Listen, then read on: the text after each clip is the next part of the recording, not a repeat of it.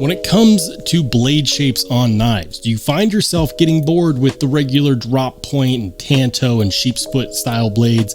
Do you find yourself wishing that designers got just a little bit more creative when it came to coming up with something original?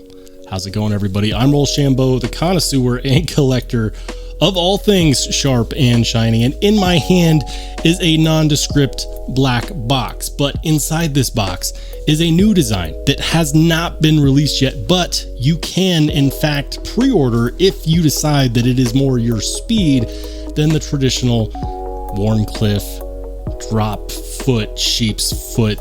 You get the drill. We like designs that go above and beyond. We like risk takers here on this channel.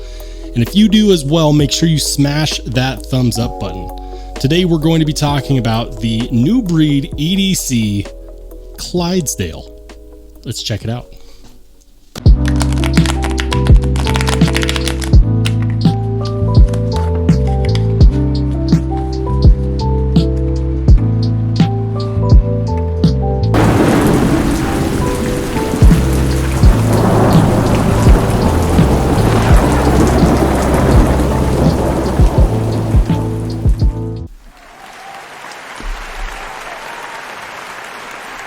Keep the change, you filthy animal. Let's be honest, nobody can Vanna White a nondescript black box like me. Nobody. Guys, huge shout out to New Breed EDC, Mark over at New Breed EDC. You know who you are. This is a knife that I've been talking to Mark about for, gosh, it seems like a couple months. And it's finally here. Now, I'm not going to talk about the box too much because, for one, I don't know if this will be the same box that everything ships in. But for two, this is what you're here for. This guy right here. This is the New Breed EDC Clydesdale. And it's a creation from the mad scientist known as Loot 10 Techs on Instagram. And absolutely none of this would be possible without him. So make sure if you're on the gram, you go ahead and shoot him a follow. Super cool guy. And if you like knife design like I do, he does a lot of great knife design work. He does CAD work. He's got a lot of stuff in the works, which I think is really, really sweet. So yeah, believe it or not, this is actually a knife that you asked for. And even if you've never seen it before, this is what I mean. We all ask for premium materials at a more affordable price. We all ask for, regular designs that have been modified to be great users. We all ask for, sharks with freaking laser beams attached to their heads. I have one simple request, and that is to have sharks with freaking laser beams attached to their heads. Okay, maybe I took that one a little bit too far, but I digress. Let's talk about the specs. We'll talk about my overall opinion on the knife, and then I'll let you decide. Is this one that you are going to be looking forward to picking up? First and foremost, on the specs, we're looking at 7.6 inches overall with a 3.3 inch blade. The blade itself is made out of 14C28N. It's going to have a hollow ground, even though this prototype has a flat ground. He considers this to be a modified Wharncliffe, and I'm glad that he didn't say sheep's foot because I do agree with the Wharncliffe part. The handle is titanium that's been stonewashed. We have a single-sided captive pivot here, 3D milled titanium pocket clip, titanium backspacer. I'd say that's about a half-length backspacer. And then here's something a lot of you are going to enjoy: T8 hardware all around. That's right, T8 on the pivot, T8 on the body screws, T8 on the pocket clip. The pocket clip is in fact reversible, and it has a steel liner. The lockup on this liner is going to be coming in right there about 35%, I'd say, maybe 40%. And how's the lockup? Yeah, it's pretty good. There is absolutely no issues with this lockup or lockout. Blade centering is dead on center, no issues there whatsoever. In case you were wondering, Kubi is in fact the OEM for this model. This being a prototype, things are going to change, but you know what things are they going to change? First and foremost, he's extended the jimping up on the spine of the blade. He now has the jimping wrapping all the way around on this flipper tab right here, so it's going to wrap around. It's going to have a deep hollow grind. Remember how I said sharks with freaking laser beams attached to their foreheads? Yeah, well, this is kind of like that, but this is the Clydesdale. And with a hollow grind, I can't imagine just how slicey this is going to get. He's knocking down a sharp corner at the lock bar, and the plunge grind, because the plunge grind could not be pushed back any farther, he's actually going to increase the size of this sharpening choil, and that's going to be great for the life of the blade as you sharpen it. And here's the thing, guys. This is where we get into my opinion on this knife. This is a knife that I have played around with a little bit since it came in the other day, and I gotta say, this is exactly what everyone's been asking for. We've been asking for a knife with premium materials, with a backspacer, with a 3D milled pocket clip, you know, with an ambidextrous pocket clip that we can use, that we can choke up on. I'm always asking for more jimping, even though on this prototype, I think that he actually did a pretty good job. Personally, I would have actually asked for jimping right there, and I hate to ask for that, knowing all the changes that he made based on the reviews of others. Yeah, I love that the jimping is going to be extended up because it's natural to put this in a saber grip, and having this decent jimping here at all is actually a really nice thing considering how many knives these days are being made without it. Now, some people will tell you that you just don't need it, and you know what? Some agree, some disagree. I'm of the thought in the process that if you're going to place your thumb there, it's better to have traction and not need it than need it and not have it and drop it and then cut yourself. And yeah, so I think that that's relevant. It is a front flipper, and the front flipper, even without the jimping wrapping over that tab, is still pretty easy to index. Now, with that being said, I actually kind of find myself being partial to the reverse flick on this. The reverse flick is very enjoyable. It has some great acoustics. Yeah, I said it, acoustics. And you know what? Everything matters because it all comes down to how much you enjoy this knife.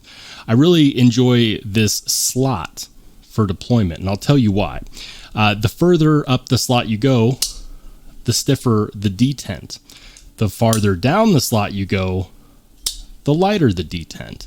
And so you can kind of make it your own variable detent based upon where you decide to deploy it. And the nice thing about this deployment slot is that you have the option to decide, you know, what works well for me might not work well for you and vice versa.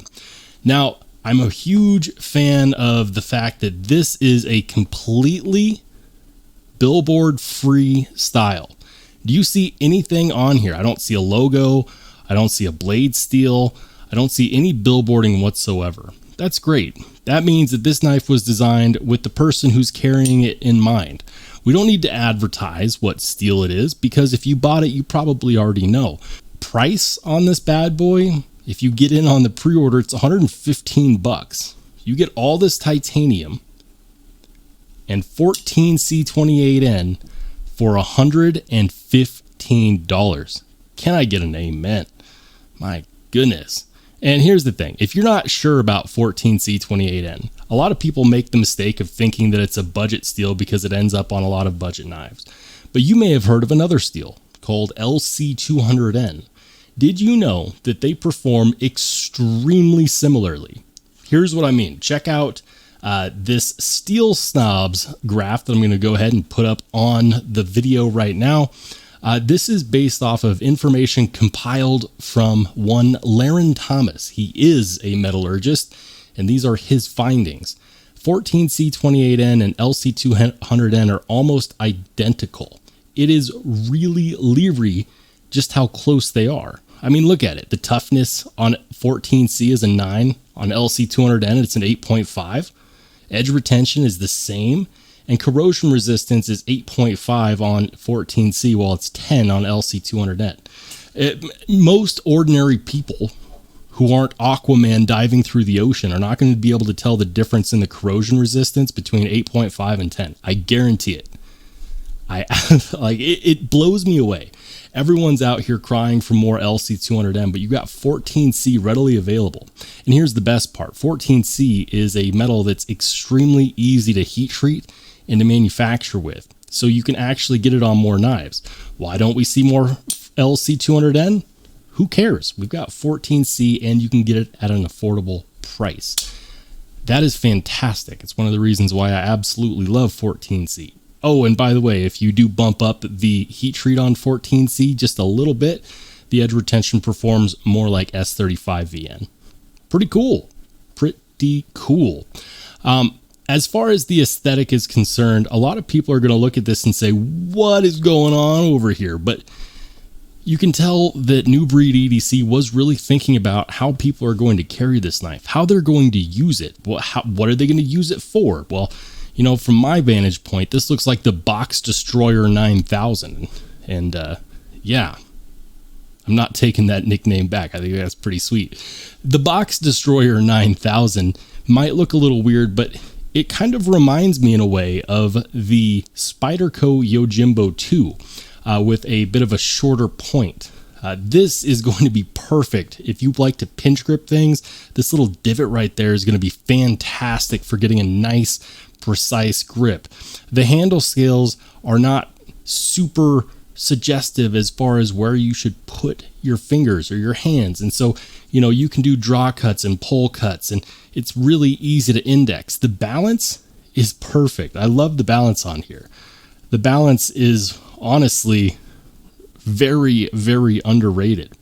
Also, before I did this review, I did look up the updates because I was handling this and I said, you know what, I kind of wish that it had a deeper sharpening choil. He's making the sharpening choil bigger. And then I thought, well, you know what, even at $115, I kind of want a filler tab for the, you know, for the other side of the scale that doesn't have the clip. Turns out he's putting in a filler tab. And then I thought, you know what, it would be kind of nice if this had, you know, a stupidly thin behind the edge blade, because then it really would be the Box Destroyer 9000. Oh yeah, turns out that he's doing a deep hollow grind. It's so thin behind this edge already, guys, that you add a hollow grind to that and it's going to slay your boxes. Amazon boxes will not know what hit it. I promise you, this is going to be the utility knife of the year. Now, it is quite normal for companies to skip the backspacer, but in this case, he didn't. I really enjoy the fact that it's there because not only is it going to protect the blade, but it also provides for some really good ergonomics. Now, as far as the bad, what's bad? What's bad is the fact that I cannot own one of these right now and that you have to get in on the pre-order to get one. But I'm telling you, for $115, premium materials made by an OEM that does a great job, a designer that listens to what everybody wants and then provides, I don't know how else he can hit the mark on this one. For $115, is it worth it? You're damn right it is. Let me know in the comment section down below. Have you put in your pre-order for it? Are you planning to?